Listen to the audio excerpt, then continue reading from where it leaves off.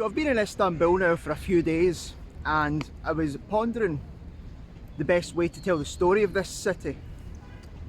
And then it hit me. Some popular buildings are nothing more than tourist traps, but others are essential for telling a story. So that's why I've chosen the places that I've chosen today, because I believe these buildings tell the story better than I arguably ever could just with words. Whilst I wait on Courtney getting her headscarf, let me give you some relevant context about the age of this city. It was founded in 657 BC by Greek settlers. It was known as Byzantium at the time. It then became Constantinople in 330 AD, when the Emperor Constantine decided he wanted a new Rome. Although it was actually called New Rome for a few years before it was called Constantinople, but you know, details. It then became, unofficially at least, Istanbul in the 15th century when it was conquered by Mehmet the Conqueror.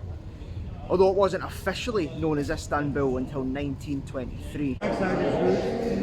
This is all.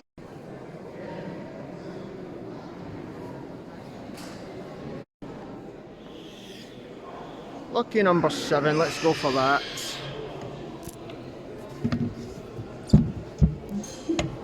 Perfect. This is going to be one cold day. Well, I'll tell you something.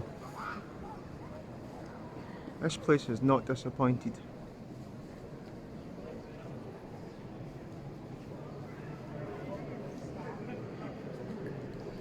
Now of course, it's an enclosed space, so I need to wear my mask here, so whilst I'm inside the main part of the building, I'm not going to show you my face too much because, you know, number one, who wants to see that? And number two, there's plenty of really nice things to see here. One of the first things you notice when you come in here is that the place is held up with these massive columns.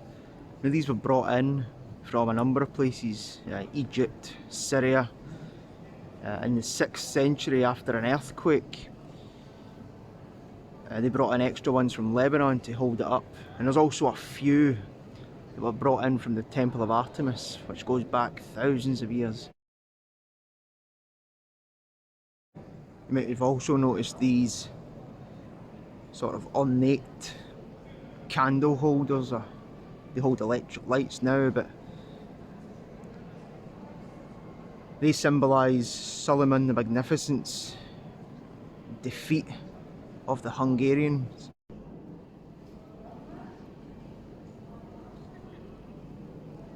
So I managed to find a quiet space somehow, just to give you some more relevant context about the age of this place, because it's quite important.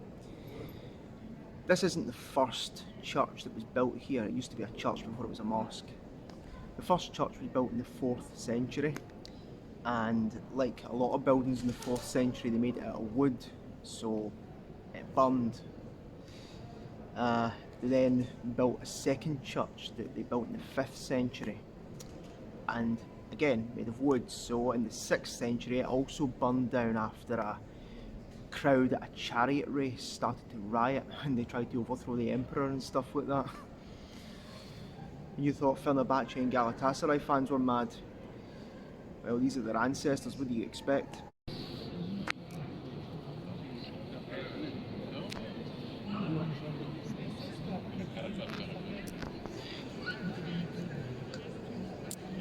One of the major differences that you'll notice between churches and mosques tend to be covered in carpet, as you can see. Churches tend to have stone floors, normally with some designs on them and stuff like that. This particular part here symbolises, of course, when this place was an Orthodox church. The carpets you can see surrounding it were brought in when it became a mosque. This particular spot here, I'm led to believe, is actually a coronation spot. What a great spot to have it. You know, the more I looked at it, the more I sort of wish I could just stand on it and try and put myself in the exact spot where multiple Byzantine emperors would have stood to be coronated, but obviously I understand why I can't, because if everybody did that, it would be ruined. But the intricate details is absolutely stunning how they've managed to make this.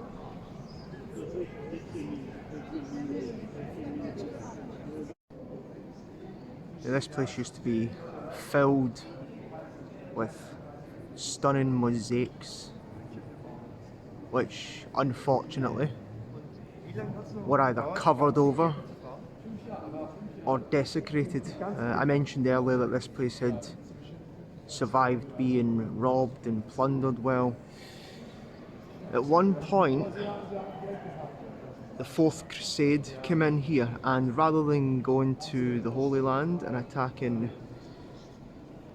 the Muslims like they said they were going to, they actually turned their attention towards Constantinople here, and they sacked the city. They felt they weren't being treated properly and paid properly, that kind of thing, and so they took it upon themselves to attack the city, and they actually occupied it for just over 50 years. It was a time known as the Latin Empire. In truth, they were sort of just thieves and robbers, to be honest. There's not really many good things to say about the Fourth Crusade. They came in here and they picked it apart. And that is one of many reasons why the Orthodox Church and the Catholic Church did not get along for a very, very long time. Right, so managed to find something I was really desperate to find when I got here. Wasn't sure I'd be able to, because it's hidden in a wee corner, sort of away from everybody. It's probably why it's survived so long. But I managed to find an inscription behind me. Somebody's basically graffitied, but chipped it in with a chisel or a knife or something like that, into the marble here, what looks like their initials. Now, this inscription here is from a Viking. So why were the Vikings here? Did the Vikings occupy the city as well? No, actually they didn't. The emperor at the time, if I remember rightly, it was Emperor Basil. He saw the way the wind was blowing. He realised he was beset on all sides by enemies, and he realised these Viking guys are pretty good fighters.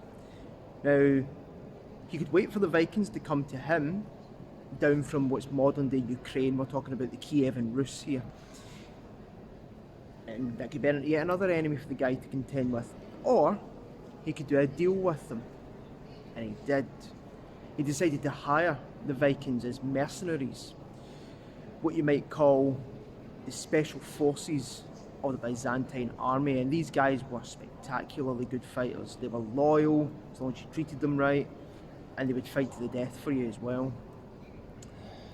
Now, in typical Viking style, they've taken it upon themselves to sort of make sure they were never forgotten. Now, these guys were a group called the Varangian Guard. They were formed in the year 988 AD. And here it is. You see this sort of Nordic, runic sort of inscription here. I'm assuming that's an initial. It very well might be something else. They might be a wee bit more sophisticated than me. You never quite know. But there you go. Can you imagine a Viking guy standing here well over 1,000 years ago, just carving his name into the marble. Just spotted another one as well. This one's even better. There's people praying. I need to be quiet. But here, they've carved what, I mean, I don't know about you, but for me that looks as if they've carved a wee animal, like a horse or something, into the marble here.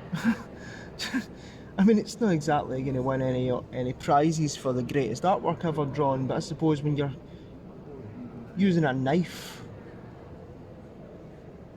to try and carve an animal into the marble before somebody catches you, I suppose this is the best you can expect, isn't it? And then you've got some more of this kind of ancient rune writings.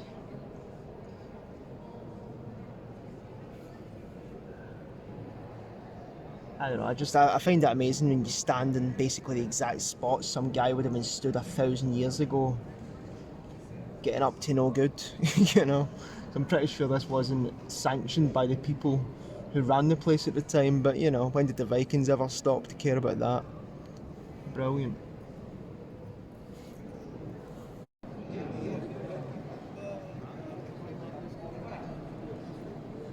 Genuinely kind of blown away with how beautiful this is, how detailed it is. Could come back here every single day, I think, and just spend time, but I won't.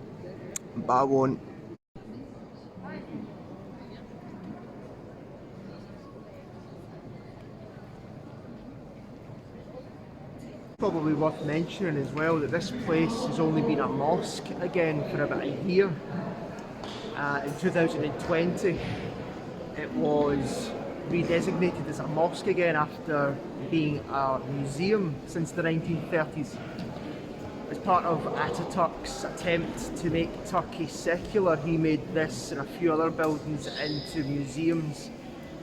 Last year the President of Turkey decided it would be a good idea to make it a mosque again. So it's went from being an Orthodox place of worship to a Catholic cathedral for a wee while, to a mosque, to a museum, then back to a mosque again.